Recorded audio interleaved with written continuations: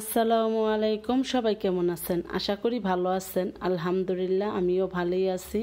নিয়ে আসলাম ছোট্ট আরেকটা ভিডিও। আশা করি আমার পুরো ভিডিওটা ধৈর্য সহকারে দেখে নেবেন। আজকে আমি কি রান্না করি তাই আপনাদের সাথে শেয়ার করে নিব।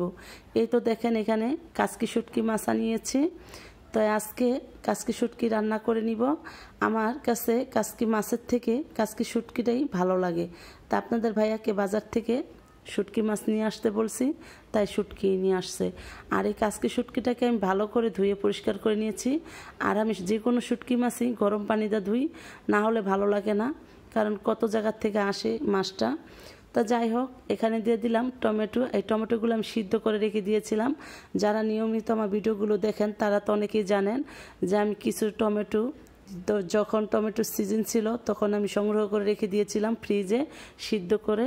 তা সেখান থেকে আমি কিছুটা বের করে এখন দিয়ে দিলাম শুটকিতে।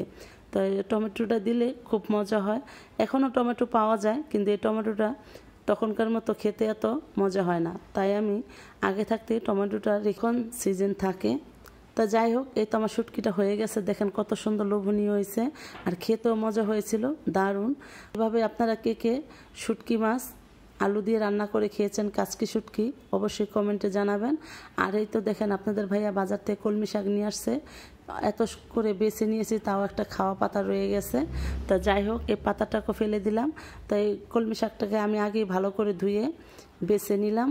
আমি ঝুরি করে কেটে নিয়েছি, তো তেমন একটা ঝুরি হয় নাই। আমার মা চাচিরা যেভাবে ঝুরি করে আমি সেভাবে ঝুরি করতে পারিনি, কারণ আমারটা কী করে দিব, আমারটা আমারই করতে হবে। তাই আমি যেমন পারছি তেমন করে নিয়েছি।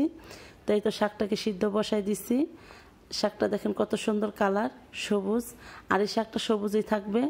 শাকের মধ্যে চাপা দিয়ে দিলে শাকটা লাল হয়ে যায়, কিন্তু আমি শাকের মধ্যে কোনো চাপা দিইনি, যেন শাকটা লাল না হয়, সবুজ সবুজে যেন থাকে। আর এখন আমি বাগার দিয়ে নিব। আর বাগার দিতে আমি কি দিয়েছি, এখানে দিয়েছি পেঁয়াজ কুচি আর রসুন কুচি। আমি শুকনো মরিচ দিইনি, কারণ আমি অনেকগুলো পাকা কাঁচামরিচ দিয়েছি, তাই তার জন্য আমি আর শুকনো মরিচ দিইনি, কারণ এই মরিচগুলো অনেক ঝাল।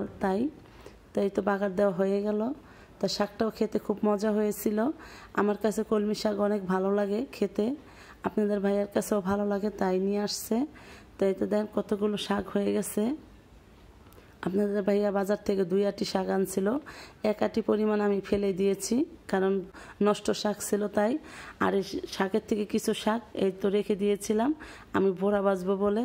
আমার কাছে কলমি শাকের বড়াটা অনেক মজা হয়, তার জন্য আমি কলমি শাকের বড়া একটু ভেজে নিলাম, কারণ যখনই আপনাদের ভাইয়া কলমি শাক নিয়ে আসে আমি বড়া ভেজে নিই, আমার কাছে খেতে ভালো লাগে। তা আপনাদের ভাইয়াও পছন্দ করে। এই তো দেখেন আমি অল্প করে নিয়েছি, কারণ ছেলেরা খাবে না, যেহেতু শাক পাতা খেতে চায় না। বড় ছেলে খায়, কিন্তু ছোট ছেলেটা খেতে চায় না, তাই তো অল্প করেই ভেজে নিয়েছি। তাই বড়াটা হয়ে আসছে, দেখেন কত সুন্দর কালার এসেছে। তাই কে কে আপনারা এভাবে কলমি শাকের বড়া ভেজে খেয়েছেন অবশ্যই কমেন্টে জানাবেন। এ তো ভাজা হয়ে গেছে। আর আমি কি রাঁধছি তাই আপনাদের কাছে শেয়ার করে নিলাম। তো এই তো আজকে রান্না করেছি মুরগির গোশত, ডাল আর কাচকি শুটকি শাক, আর সাথে বড়া। আজকের খাবার এই পর্যন্তই। তো সবাই ভালো থাকবেন, সুস্থ থাকবেন। আল্লাহ হাফেজ।